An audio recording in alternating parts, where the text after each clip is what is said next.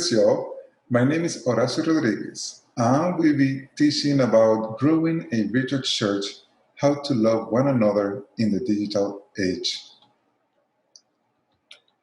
So, when we talk about information or digital age, about relations, stuff like that, maybe we're thinking about how to communicate with one another, how we communicate in a way that no one gets hurt, or maybe to be polite, or something else like what system should I use, or which one are out there that are more effective one.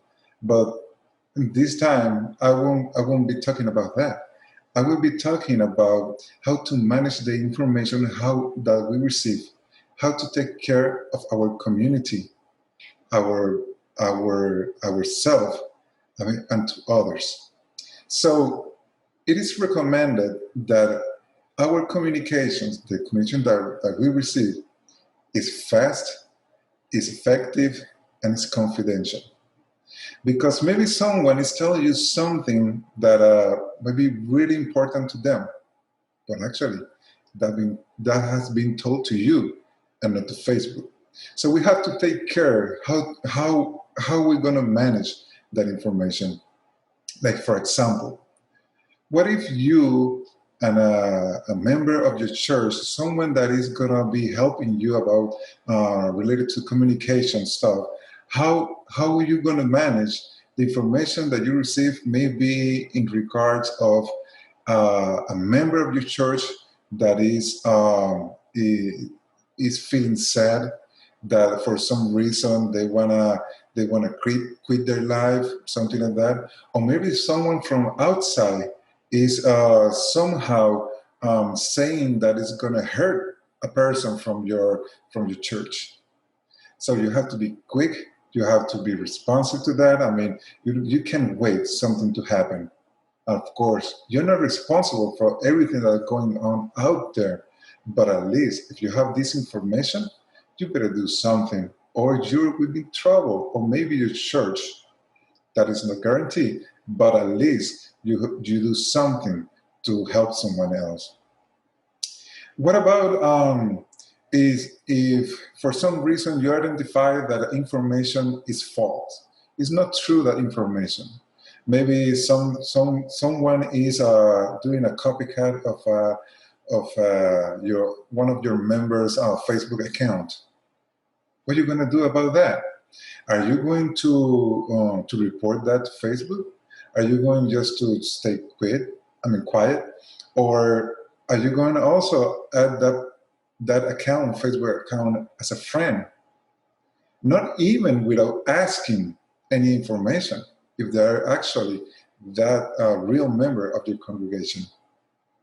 What about if you see a picture of some juvenile doing some bad stuff, maybe a robbery or a fighting, or some video like that? You see like they're fighting with each other, and everybody is laughing. And these people is about your community. It's around your community. So what about if another person, they publish some information about this family that they have some big needs for the kids, they don't have money, they need food, they need help, or maybe these elderly, they need, someone to be with them and stuff like that. It is recommended that you at least verify that information. Can you identify that person, or can you get more information about how to contact them? Maybe it's not because you're going to provide a solution to their needs, but maybe you're going to be that entity or that person that you can direct them to another agency, maybe from government agency or some other non-lucrative organization, to help them out. They might be able to help them out. So every single one of these scenarios that I just present, they can be identified from Facebook or from other social media sites. But we have to be careful of what we're going to do out there. Is that genuine? or how you gonna confirm that actually those person are safe or that person is in need. But also, you, of course, you want to protect your community and you want to protect yourself and your family, but also you want to show the love of Christ of everything what you're doing. So you have to be careful and you have to manage this with a lot of care. Um, there's some situation that the church won't be able to do anything about it, or maybe there's some situation that the church is not responsible of. I mean, the church is not responsible for everything that it gets published out there. But at least, if you at least take a look of the information, you should be able to analyze what's going on, and actually, if the church will be able to help, or if the church is going to be able to do something else with that information. Other than that, you have to be careful with the information that you also publish in that. Like I said before, maybe a person is in need, but you already read the information, but you might consider not to publish that information also. Actually, you shouldn't be able to do it if you haven't verified the information. Ask the people for ask permission the people to publish that information, and maybe to redirect the information to other people out there, so they will be able to help also with their needs. So the people that is going to be working, and maybe it's your pastor or maybe some other members from the church or some technician, they're working with as a team, they should be able to understand all this information and how to to have a proper approach with this information, how they're going to manage the information, are they going to send that information. Maybe they're going to send you for you as a pastor to take care of that. Maybe to another person from administrative point of view, maybe a secretary or someone that will be able to manage that information. But of course, that what we shouldn't be able to do, we shouldn't do is like just start to like I say, sharing this information or talking about this information with other people from your church, just to make it private, secure, and be able to manage in a responsible way. And sometimes you heard that this pretty good initiative about praying for a person, or because they have these conditions, have medical stuff that they have to take care of. But like I said before, is that information proper to share with someone else? Or is that information was shared only to the pastor or to the church to pray? But you have to think about that. It was the information pretended to be shared with Facebook or YouTube or live from streaming.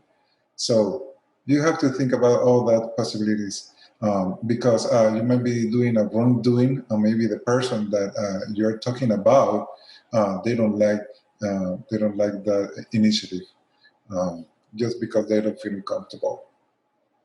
And also, you have to be careful with these cyber crimes that happens out there, maybe like phishing and some other hacking stuff.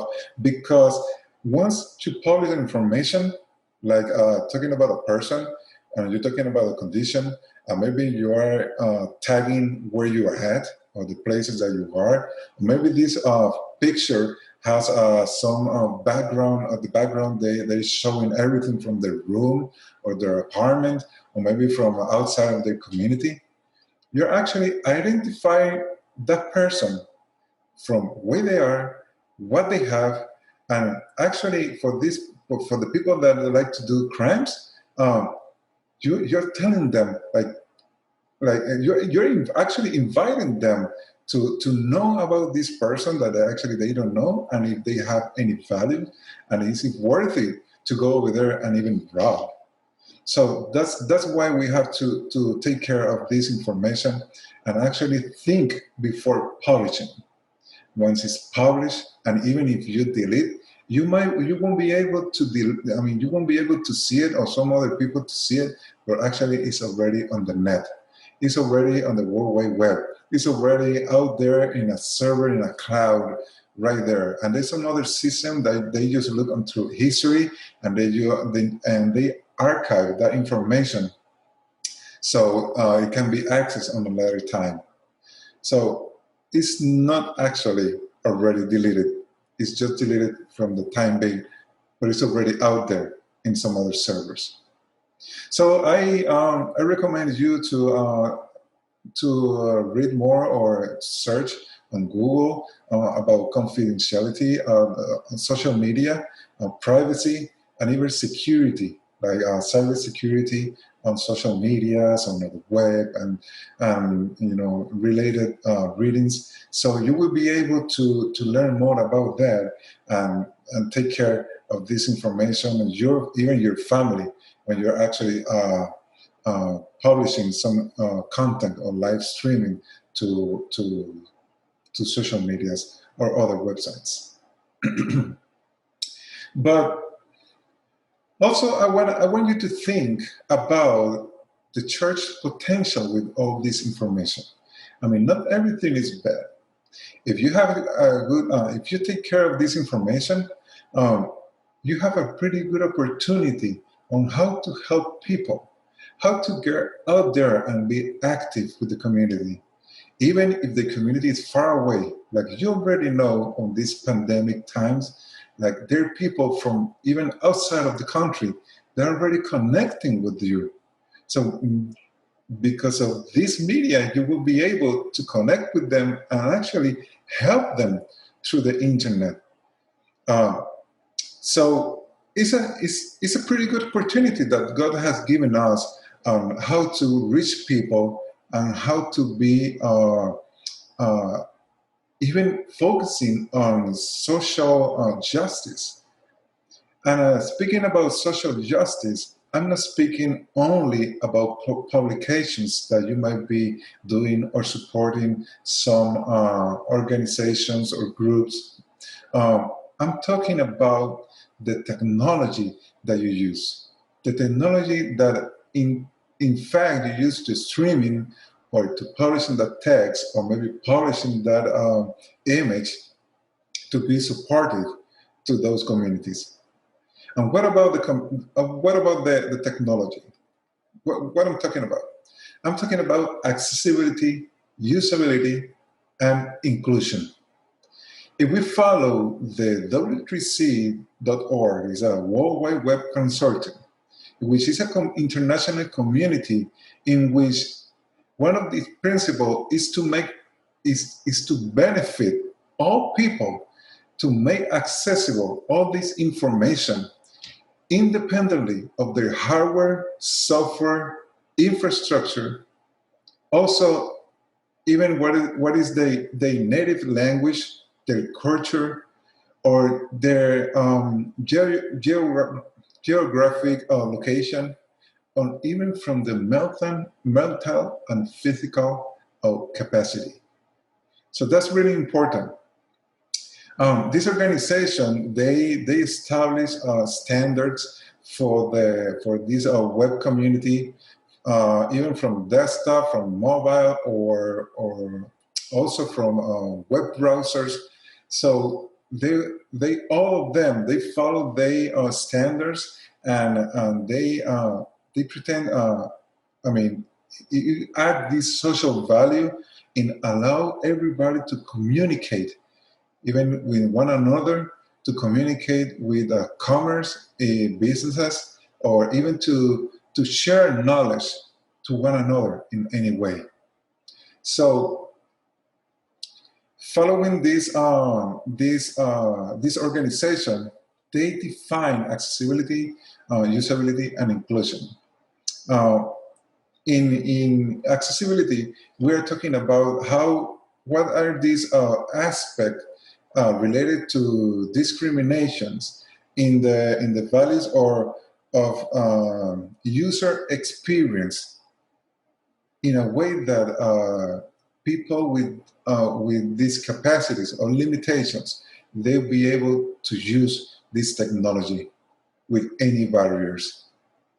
I mean, for example, is your website capable of providing the information to people out there that they're actually not able to read? Or maybe to people that are not able to hear?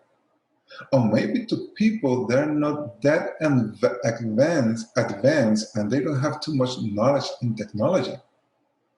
So we might be needed to think about that. How is this accessible to everybody? And maybe you and me, we don't have any limitations, and thanks to God for that. But also, these people is blessed in many ways, and they actually they they they should be able to receive the gospel. I mean, the gospel and the word of Christ, should I say, um, through your effort. The effort that you're putting on this technology might be a barrier for them in order to receive that information. So you have to think about that. We should all, even my website from our church. In terms of usability, is that a strategy for design a product, like maybe a website, and they're actually effective, efficient, and they provide a really good experience in design to the user. How many times have you gone to a website that their navigation menu is really tiny and you can barely read that text, or maybe it's really difficult to manage how you navigate from one page to another, or maybe the color is not that readable. And what about the person that is colorblind? They will be able to see certain colors. What about the size of the text size? So they will be able. They're going to be able to put it bigger, or maybe the contrast from the colors to be able to change it. Or what about if the website will be able to read out loud, all the text that you are presenting over there about your congregation, your associations, and your projects, or maybe mission, vision, and everything, even the contact form. So is your website able to do it? And what about this other system, like Facebook, that they got billions of dollars to do that? Or maybe YouTube. Do they really care of that? Maybe you won't be able to make any changes on those systems, but maybe you will be able to write them and ask them about all these that I've been told you. Maybe they have the settings over there, and you only need to learn that, how to use it, and then from that point on, you will be able to give this information, pass this information on to other people, so that we'll be able to interact with these media sites, and then hopefully to get to your content, understanding and receiving your content. So there's another thing that we have here, and is inclusion. Inclusion, and we're talking about diversity, how we guarantee that we actually guarantee the participation of the most number of people possible to interact with your initiatives, your system, your information, and all that. And we're not talking about if you invite 100 people, that all of them come to your place and read all the information. No, I'm talking about like If you invite 100 people, but maybe one of them won't be able to hear the information that is there, won't be able to navigate your website. Maybe is not able to even read the information because they need special classes, even like I do, and they won't be able, or maybe some other kind of equipment that they need to interact with with your website or other system. But actually, your system is not compatible with any of that. So with only one of them that we don't take care of them, we might be excluding them from your initiative and from what the church pretend to present, the word of Christ to other people. And that person might be already feeling bad because other experience, and now the church also don't understand them, and they don't feel that the church, that like you and your church love them. We want to be able to see this that easy. If a person, I mean, if I'm a person that I just lead some, simple classes to read in a certain time, that I put my glasses on and that's it. I might not be able to think about the people that they won't be able to see at all. Maybe it only happens when you have the same experience, and that's why I'm presenting you this information, so you get the knowledge, a little bit of knowledge of this. I'm sorry, about this information, and you think about that and get more information from out there to make your initiative to be inclusive. So there, the W3C.org, the consortium, they present some bullets about inclusion, in which include accessibility to every person with discapacity, access and independently of access and quality of hardware, software, and internet connectivity. It doesn't matter if you have a really powerful internet, or if you have a really slow connection. You should be able, your system should be able to pass through those barriers in order to get to that people, to that person that interested in your content. Even if my software is the old version and not the latest one, even if my hardware is a cheaper one. And what about if I don't have money to even get a hardware in order to make your website, for example, to run properly? Nowadays, we see the companies like telecommunication companies that even they give away some mobile devices, and you say, yeah, it's affordable for everybody. Hold on a second, because the mobile, in some manner, might be free. Actually, it's not. It's already embedded in the cost of the monthly payment. But that person, you have to ask if that person will be able to pay those monthly payments to be able to use that mobile device that that they say that is free. It's not free. They will give you for no reason, and that's it. If it's really for free. So economic situations is really important. Knowledge and abilities to work around technology. That's really important too. I mean, if I'm in this position and I say, yeah, you have to at least understand how to use the mouse and the keyboard, and I have a computer with this capacity, I might be doing it wrong. Maybe if I'm assuming if Facebook is the answer, but not everybody even have Facebook, I might be wrong picking up that solution. And what about the geographic location?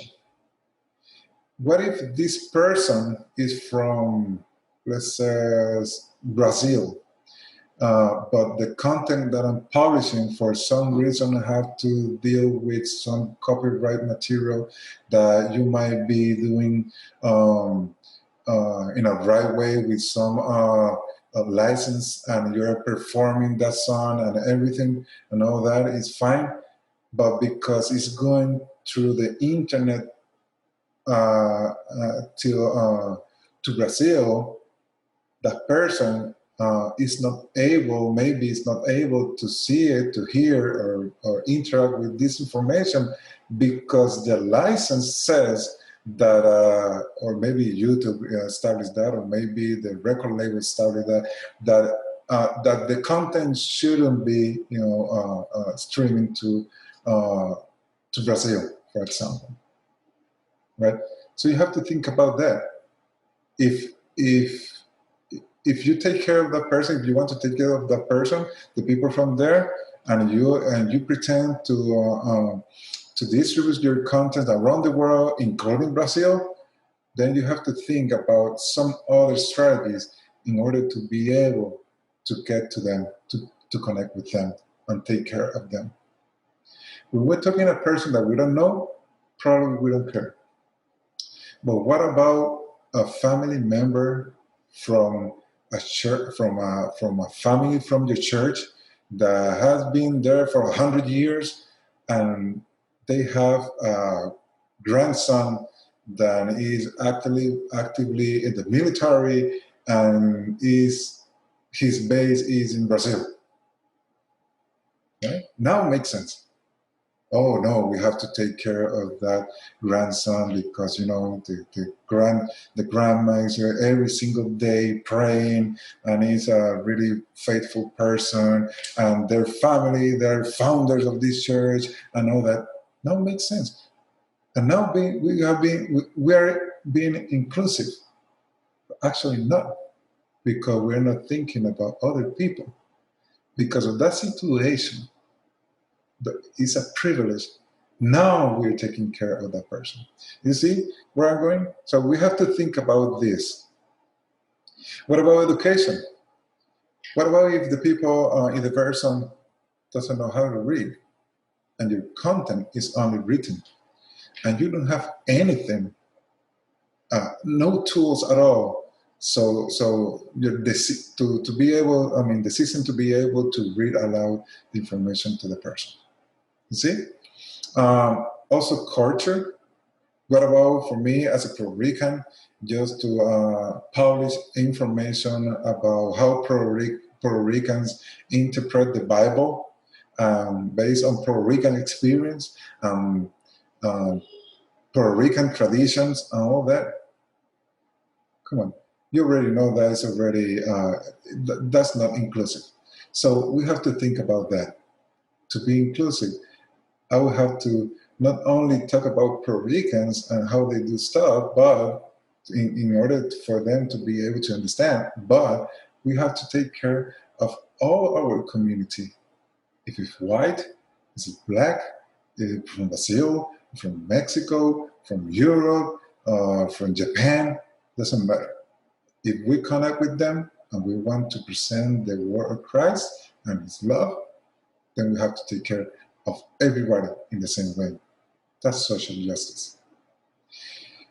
Also, we have to take care about age, and make sure that the young ones and the elders they all can interact with this information.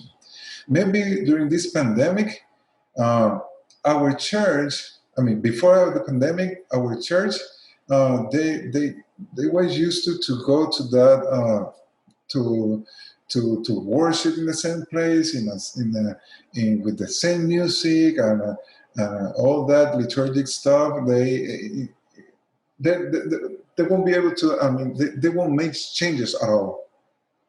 But once we got out of the church and staying in our homes and trying to do church from our homes, we start to change everything. Everything. Um, like for example, the communion. Have you thought about that? Probably a couple months ago, or maybe a year ago, it was impossible. No one would agree to do the communion from the internet, or maybe doing some meetings from Zoom, or maybe take care of people with the health situation, connecting with them through WhatsApp or something like that. So also this situation gave us a problem. Maybe when we got out of the church and stayed in our homes, church as a place, right? And we move out to our homes. Uh, Now there's some people that they just don't manage the technology, like maybe elderly or maybe young ones, but they don't manage the technology because they don't need to on a daily basis. And we started to publishing everything on Facebook and YouTube and websites and many other medias, but we had to also take care of the people, maybe visiting them, with social distancing, or maybe doing some going to the church parking lot, and the people they arrive over there with the cars, stay in the cars, and just preaching out to them, or something else, some other strategies. So we have to take care of the people.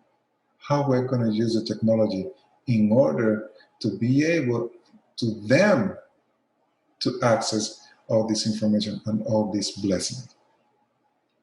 And of course, also the language. They also include the language. So it doesn't matter if you speak English, Spanish, or any other language, Portuguese, or any other language, you should be able also to understand, to read and understand, or use your daily tools, that you already use to connect to the internet and be able to understand what is out there without any other additional tools or plugins or updates to your system and anything like that. So how do we know? How, are we aware of this? Are we taking care of these people? Are we going to do something about it also? Because if we look from here to the future, we already have a community out there in the internet. And if we pretend to keep communicating with them and with others, then we have to take care of this to be accessible, to be to the system to be usable, and then also inclusive. So never think about your strategies and your system to be perfect. None of them. It doesn't matter if it's from Apple, from Microsoft, none of them is perfect. And also, what is not perfect? The way that we think about those systems and how we interact with them. So constantly, I will repeat this, think about accessibility, usability, and inclusivity. Please think about the people that is out there that have some limitations. I mean, they're important too. We are important too. So what if, just a simple question, what if they're not able to hear? What about if they don't see? What about if the person is only, this is something that they don't like the technology. That's it. And they don't want to deal with it. How are we going to approach all these situations? How we want to go to work around all these situations in order to be able to include them with these initiatives, right? Maybe the technology that you are using is not Braille compatible.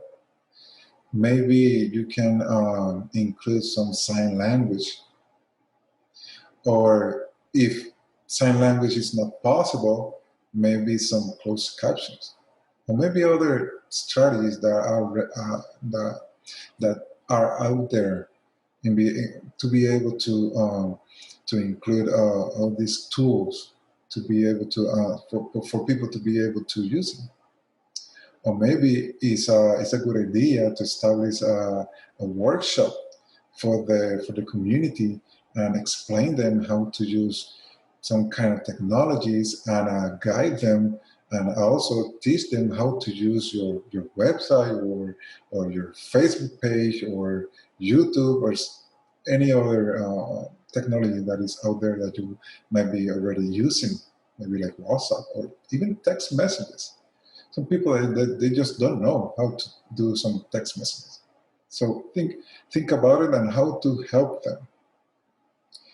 Maybe you can use maybe you are preaching, right? And you the only thing that you do is just talking and talking and talking like I'm already doing. But maybe you use a strategy, you use some images, or maybe some text, so that will be able to help other people on how to understand the information. Maybe when you're speaking for a long time, then you just lose them. But if you present an image or an object or something else, you get their attention. Maybe a text to just to maybe saying that something is important, and you want them to pay attention to that. So how we going to start this? Well, besides reading the w3c.org website, I recommend you just to ask the people from your community, get in touch with them, ask them. You maybe by observation, you find out something that you should be able to do. Your church should be able to do in order to reach them in a proper way, without barriers. Or maybe the answer is already in their hands. So just by only asking them, they will give you the hints and the proper information for you to incorporate other strategies, to integrate other strategies, other systems for them to be able to communicate with you. So you might not be able to be inclusive at all with these little examples that I already gave you. And you should be able to aim, to be inclusive. But this kind of small initiative will at least will give you the opportunity to be inclusive at your church, integrating the people that you already have. Now from there, you will be able to maybe to grow a bigger project, a community project, in order to be able to integrate, to be inclusive with more people, so they will be able to use your system, get information, and be blessed by this information. How to do it? Now, how to do it? It's not right now. It's not what we should do, but now the question is how we should do it. You should just ask for opinions. For example, maybe ask opinions and just stay still, quiet, just listen to them. Maybe for a person that they're not that advanced in technology, they say, you know what, it's not useful for me. That's it. Now you have an answer. Now that you have an answer, now you have the opportunity to do some other questions. Now, why is that not useful for you? Oh, it's because the mobile phone. I'm not able to see even the letters from the I'm not able to read from the mobile phone. Oh, now you see, maybe it's not the content or your website, but it may be if we do some tweaks about our mobile, we'll be able to improve their communications. So besides that, maybe you may be able to ask for colors of the website, for colors of the text, maybe size of the text. Are they able to see it? What if they colorblind? What about if the letter is too small? Are they going to be able to get a bigger letter? Maybe change the contrast of the colors? Just think, even think yourself. What about if a person won't be able to that is not able to hear, to read, and have some mobilities, basic mobilities? Are they going to be able to get information in a proper way? You might be, maybe you don't know, and I don't know either. But we have to think about them, and we have to think about solutions that are already out there in the internet on how to maybe evaluate our website so we can improve that. We improve our website, maybe evaluate our interactions with Facebook or YouTube or some other strategy, how to make our content to a presentation in a better way that people can get in all this information. But after all, you should be able to you should work hard, really hard with this technology in a genuine way with the love of Christ, knowing that, and please don't forget that the gospel of Jesus Christ is for everybody.